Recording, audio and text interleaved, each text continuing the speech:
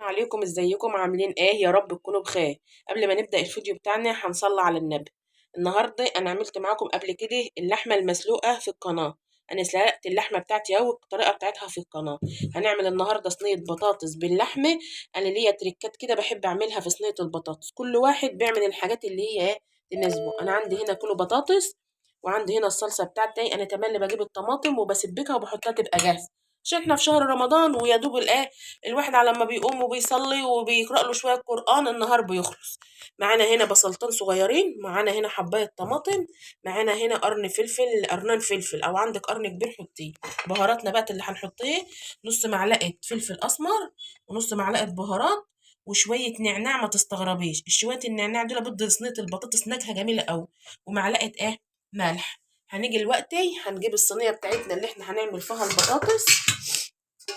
قبل ما قبل ما نبدأ في حاجاتنا هنلم حاجاتنا كده في جنب. معانا الصينية بتاعتنا اهي. هنقطع البصل بتاعنا طرنشات، طرنشات صغننة كده رقيقة زي ما انتوا شايفين اهو. يا ريت تدعمونا بلايك والاشتراك وفعلوا الجرس عشان يوصل لكم كل جديد. ويا رب الوصفات بتاعتنا تكون بتعجبكم ان شاء الله. احنا هنعمل البصل بتاعنا، وهنعمل الفلفل والطماطم. هقطعهم حتت صغيرة، هقطعهم وهرجع لكم تاني وهقول لكم هنعمل فيها ايه. معانا اهو قطعنا البصل وقطعنا الطماطم وقطعنا الفلفل. هننزل بالبهارات بتاعتنا اهي عليه. انا بحب الاول احطها وامرطها زي المرقه مع بعضها كده لغايه ما تلاقيها نزلت ميه في ايدك كده اهو، بتدي طعم جميل للبطاطس. في ناس بتحب تعملها ني في ني، كل واحد وراحته، بس هي كده بتبقى جميله جدا. ونسيت اقول لكم كمان اللي معانا فصان توم اهو، 3 فصوص توم صغيرين. هندقهم بس مش هنحطهم الوقت، هنحطهم اول ما صينيه البطاطس بتاعتنا تبدا تغلي وتغلي كده، تروحي حاطه لها فص التوم. يا خرابي بقت، يا خرابي على الريحه بتاعتها، كأن انتي قاعده في مطعم اهو. هنرص البطاطس بتاعتنا اهي زي ما انتوا شايفين اهي. كميه البطاطس بقت بتاعتك براحتك اللي انت بتحبيه. عاوزه تحطي فيها شطه حطي، انا هحط فيها شطه بس ما بحطش الشطه وانا بمرطها بايديا كده، اعملها مرقه علشان ما تبقاش حاره على ايدي واحطها اما بتيجي تغلي. انا هحطها اهو. معانا زي ما قلت لكم الصلصه بتاعتي اهي، الصلصه بتاعتي اهي، الصلصه بتاعتي اهي. هوزعها. ما عندكيش صلصه افرموا الطماطم في الخلاط وصفيه. انا بعملها كده ساعات وبعملها كده ساعات. تفرم الطماطم وتصفيها وتحطها ني في ني كده عليه. بس هي عشان الصلصه عندي جاهزه واحنا في رمضان يعني الواحد بيبقى ماهوش قادر. هنزود بقى شويه ميه صغيرين. ليه ما تحطوش ميه كتير اهو، شويه ميه صغيرين علشان انا هحط شرب، عشان عندي اللحمه انا سلقاها وعندي شوربه لحمه، فهحط شوربه اللحمه الموجوده عندي. هنحط الشوربه بتاعتنا اهي بسم الله اهو. هننزل اهو على الشوربه على البطاطس بتاعتنا اهي بالشوربه.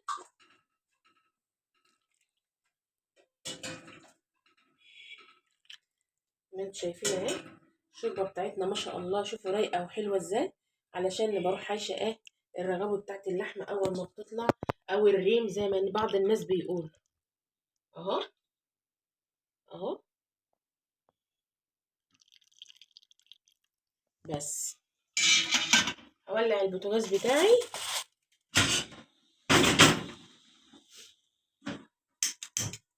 وهحط البطاطس بتاعتي على النار اهو.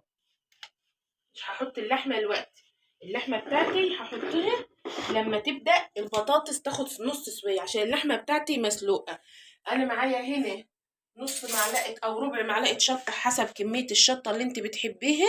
انا هحط شويه شطه صغيرين كده عشان احنا عندنا بيحبوا الاكل حار. ما انتش عاوزه تحط شطه ما تحطيش براحتك يعني اهو. هرجع لكم وانا بحط اللحمه عليها وهوريلكم شكلها. وانا قبل ما احط اللحم هوريها لكم وهي بتغلي، وهحط اللحمه عليه وهوريها لكم ان شاء الله بعد ما تخلص. وهنعمل معاها طبق رز بالشعريه واللحمه وصينيه البطاطس. وكل سنه وانتم طيبين، مع شويه عصير مع شويه حاجات، وهو يوم معدى من ايام رمضان. هرجع لكم تاني.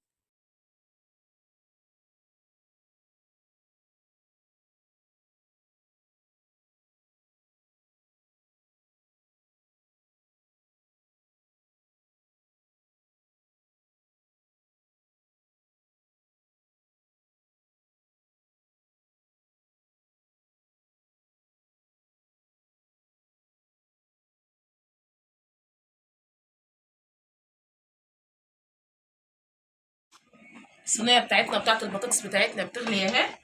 هنعمل ايه؟ فصان التوم اللي انا قلت لكم عليهم دول تغلي اهي من كل الجوانب.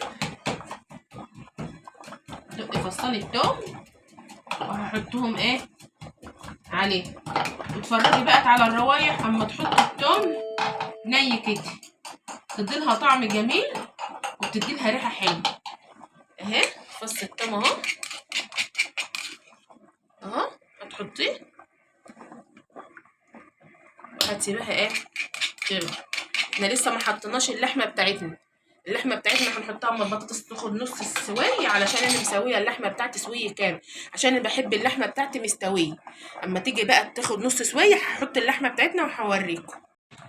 البطاطس بتاعتنا معاكم اهي، بدات ايه في نص السوي. هنحط اللحمه بتاعتنا ايه عليه اهي.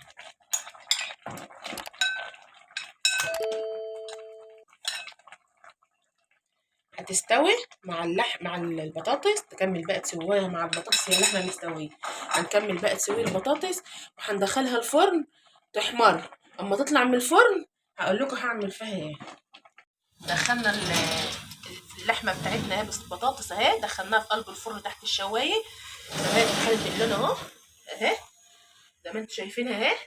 هنعمل لها بقى ايه حاجه حلوه كده علشان تبقى ايه كانك بتاكلي بقى فراخ لحمه مشويه بقى بالفحم اهي. هنطلعها.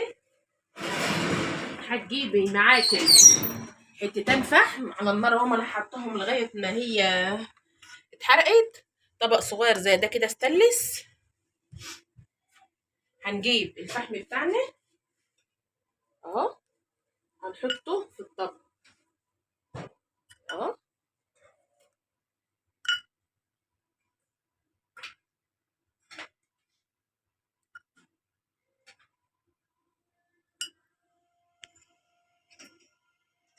بتديلها طعم جميل كأنك بتاكلي كفتة او الفراخ او لحمة، حسب ما انت بتحط في الصينية بتاعتك.